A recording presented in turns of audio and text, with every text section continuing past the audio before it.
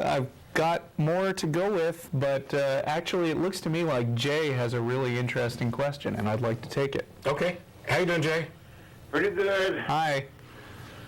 I'm going to go back with Matt. Matt disagrees with me constantly. Oh, not constantly. Yes, he does. No, I don't. Because what I'm going to go back to is the form in a metaphysical form of what love really is. Mm-hmm. Mm-hmm. Now, you go back, it's an instinct within you as a human being, something that you inwardly feel. It's not, that had to be a sexual feeling. Right. But if you take it, let's go to animals. A mother dog loves her puppies. Even a cougar, after a certain time, she will turn on it to kill it, but as long as she has trained it, all that training period of her life, she loves those offsprings. Now, when you get to things with lower brain functions, it becomes more abstract to talk about them as loving things. But yeah, if you're just going to a cougar, I can see applying love to that. And this is what I'm saying. We, because a human being is still strictly some form of an animal, to me. So when you sit there was a book written by William Peck, The Road Less Traveled. Either one of y'all read it? I don't think so. Is it poetry? It's excellent about love. It's a real, truly good book. Grab it, read it, and it tells you that one of the biggest feelings of love, to express it, is when you learn to let someone go that you really have an emotional bonding with. That's a hurt love, of what he describes it. And he goes through the different feelings of it all the way down the line. And it's something which I went back to go and really went through it because it took me a long time to really discover. Being as a gay person, I could love a female and deeply did. Mm-hmm. Physically, Sure. To this day, I still have a strong feeling towards one certain person. And I never could figure out who I was. It was hard walking down that road, trying to really express what made something that was complete, both mental and physical. And that's a real strong bond that I don't understand to this day, and drove, as you say, therapist, priest, and all of them crazy up the wall trying to figure out the whole story. Why could I feel about fall in love with someone of the opposite sex to the degree that it is emotional but not physical? Right. And this is why I say love is a very complicated word that we as human beings put. I say it goes into something more into a metaphysical form of love than any other feeling that you've got. Man, wake up, because metaphysical gives you the right to go into a inward part of your brain to feel something that I don't think we normally would do. What do you mean by metaphysical exactly? Something that goes out to give us a different sense of being. I'm fine with that. Do you think that it has to necessarily have a supernatural component? In other words, something... In a sense, yes. Okay, then that's where we disagree. Because I don't mean that, Nat always says you can bend a spoon. I'm not talking about that voodoo crappy junk. It's a feeling that we have that we relate to another person. That someone else does not feel that same way. Right. Mm-hmm. And if there are times, yes, there's been some times I have felt things towards another person, you feel something in a sense it's not good. It's bad. And I don't mean evil as being a thief or something like that. That there's something that can happen. And it has happened. The thing that I don't understand, Jay, is I agree with you on everything that you're saying about the nature of the experience. Love is a label that we put on a broad spectrum of experiences, and the sexual love is different from the romantic love, is different from the family love, is different from the friendship love, and all of these things. What I don't understand is why you think that there has to be something that goes beyond the physical. The actual experiences can be accounted for, even if we couldn't.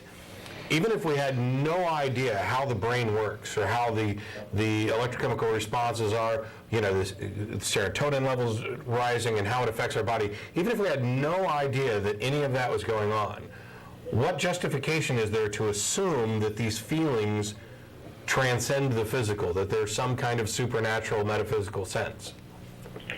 It goes into the feeling that you yourself feel. Right, but Don't ask me what it is, because I'm not. Like I have told people, there's things that I can sense. I can walk up to somebody and I sense something, good, bad, or indifferent. Not all the time. It's not 1,000%. Well, I've walked up to people and had thought that I could read them like a book, and sometimes I'm right, and sometimes I'm wrong. Okay. But what that is, there's no reason to think that that's supernatural or metaphysical. We are, first of all, human beings are really, really similar.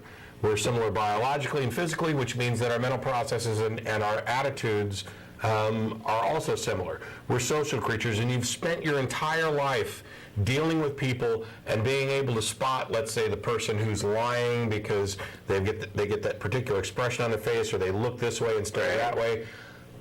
All of these cues that we don't necessarily consciously realize we're observing, we are constantly observing.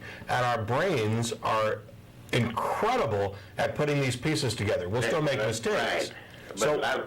So what reason do you have for thinking that there's something beyond the brain doing it? Your extra sense that you feel sometimes, that you can feel it, that if you sit there that way, there's just a being. I have sat there before and just actually sat there, and I'm not going to go into full detail because it would reveal too many things what I've thought about certain people. Okay. I think a theme. And what I know, and by sitting in there and I looked at them across the room and just, in a sense, I said, oh, I can't stand them, despise them. Not showing any other emotion, but me just really simply sitting there and concentrating and thinking about them, God, what am I doing here? You know, with them in the same room.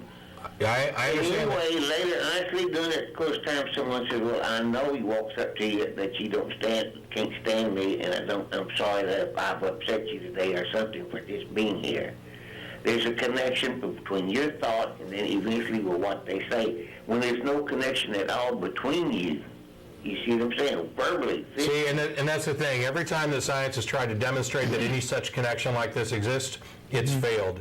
The most reasonable explanation is that without realizing it, you're sending signals with body language that they're able to pick up on, just as you were able to pick up on their signals when you decided you didn't like them. I see no justification. I mean, I understand the feelings that you're having, and even your desire to kind of put that kind of extrasensory label on it. I just don't see any justification for it, and every time it's been tested, it's failed. I think a theme that we try to hit a lot on this show is that, we do believe in people, and we believe that people are smart and that their emotions are, their thoughts and feelings are legitimately their thoughts and feelings. But in order to connect people's thoughts and feelings with something that is real in the real world outside of themselves, there needs to be sort of a higher standard. How many romantic comedies are based on the premise that a couple of people hate each other at first sight? Yeah. Right? They see each other, they despise each other, they fight all the time. Sam and Diane on Cheers, who, I hate you. Are you as turned on as I am right now? More! Yeah, but if you go and they back, fall into each other's arms. eventually, then you become and you learn who they are and know them. Right, but that just goes to show that... That's not what I'm trying to express to you. But It's that just goes to show that sometimes your initial instincts about somebody, as real as they feel at the time, are wrong. They're not magical. They're a very interesting and intricate part of the human experience, but they're not, they don't have some superpowers that tap into some mystical realm of arcane knowledge that you don't know how you get. There's a reason that you get these feelings. Like, for example, I've had people email me about a particular phone call where somebody says something, and they're like, you were really disrespectful to that caller because as soon as they opened their mouth, you rolled your eyes. I had no idea that I'd even rolled my eyes, and that's a huge signal. I'm not going to apologize for it because that's my reaction. If they said something that I roll my eyes at that I find silly, sorry, that's what my reaction is. But the point is, I had no idea I did it, and that's a big signal. And we're capable and proficient at reading signals that are much more subtle than that. So, I mean, I understand what you're saying, and I appreciate it, and we're going to move on to some other calls, Jay. I don't see the reason to put a kind of an extrasensory perception type label on it. But if that's the label that works for you, that's fine, because I think we're mostly talking about the same thing. There's another book I told you, if you would read it. Yeah. Common Sense Christianity. That whoever answers your phone, I told him for you to go read it. I don't want you to read. Then I'm going to wait for you, what is it, June 1st, you come to Peace Park or down at Waterloo? To the Pride Festival? Yeah. Yeah, I'll be there. I'll be down there. And by that time I can talk to you all day long and be there with you to talk, to see, and read both of the books, and then I want your opinion. Okay, I'll try. Or even both, because I'm too old to come to y'all's meetings. God, when you get to my age, you don't like getting in crowds and run. That's fine. I can't promise that I'll read them, but I'll try. I've got a bunch of books and I've got a new job. No, do them. I'll do my best, Jay, and I'll look forward to seeing you down at the Pride Festival in June. We appreciate hearing from you, Thanks Jay. for calling. Bye-bye. Now, personally, I have to say I never promise anyone to read books for them, because while I will sometimes read books that people recommend, I read slowly when it's for recreation. And I don't like having people demand that I read more, but I might check that out. Yeah, I've got a handful of books that I'm trying to get through, and part of the problem is that between the TV show and the podcast and the new job and everything else, finding time to actually sit down and read has been kind of problematic. But I will do my best to get through at least one, if not both of those books. Okay, well, good call.